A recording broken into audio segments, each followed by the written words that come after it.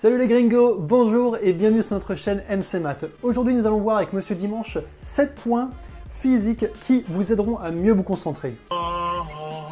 Et avant de commencer, n'oubliez pas de vous abonner à notre chaîne et aussi de nous laisser des commentaires en bas pour nous dire ce que vous avez pensé de cette vidéo et aussi ce que vous voulez voir prochainement.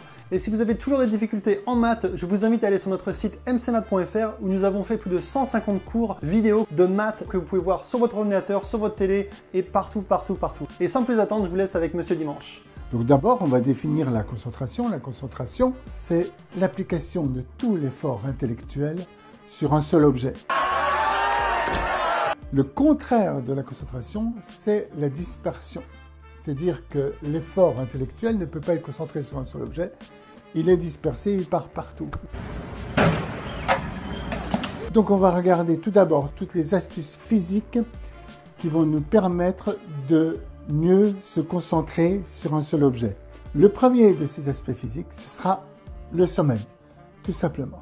C'est-à-dire qu'il faut une quantité de sommeil suffisante donc pour être capable de se concentrer facilement. Deuxième astuce, manger suffisamment. Il faut manger en quantité suffisante donc pour être capable de se concentrer facilement. Troisième astuce, il faut manger en quantité mais il faut aussi manger en qualité. C'est-à-dire qu'il faut prendre du carburant plutôt que de la nourriture. Donc quand je dis carburant, eh bien il va falloir prendre des protéines, il va falloir prendre des légumes verts, des fruits par exemple, plutôt que de sucre, par exemple, des sucreries qu'il faut bannir absolument, plutôt que du café, plutôt que des choses comme ça, qui ne sont pas vraiment du carburant. Quatrième astuce, tu peux avoir des insuffisances. Tu peux manquer de magnésium, de zinc, de choses comme ça, de fer, peu importe, mais il y a des gens qui sont spécialisés, qui peuvent t'aider à trouver, par exemple, si tu as des insuffisances, parce que ces insuffisances-là vont nuire à ta concentration, parce qu'elles vont affaiblir ton corps. Petit cut pub de 10 secondes pour vous dire tout simplement que nous avons fait un site mcmath.fr. Donc si vous en chiez en maths, vous pouvez aller sur ce site pour télécharger plus de 150 cours ou 130 cours, je ne sais plus, vidéos de mathématiques. Voilà, c'est tout. Cinquième astuce, boire de l'eau en quantité. Il ne faut pas être déshydraté, donc il faut que tu boives suffisamment, surtout si tu as fait du sport, si tu as fait de l'exercice physique. Le corps est constitué en majorité d'eau et il faut remplacer l'eau qui a été perdue. Sixième astuce, il faut faire de l'exercice. Et pas n'importe quel exercice, il faut faire de l'exercice complet. À savoir que l'idéal, ce serait que tu puisses courir, parce que ça permet d'augmenter le volume d'oxygène que l'on peut absorber. Et donc ça, c'est bon pour le corps, pour la tonicité du corps. Faire de la gymnastique, c'est-à-dire faire des assouplissements, c'est-à-dire qu'il faut avoir un corps qui est souple, qui est mobile. Troisième volet, c'est musculation. La musculation, c'est ce qui garde la structure du corps et c'est ce qui permet aussi d'avoir un corps fort, qui permet de lutter contre, en particulier, les microbes, les choses comme ça, les agressions de l'environnement. Septième et dernière astuce, laissez tomber le joint. Alors je veux quand même faire une parenthèse avant sur le tabac.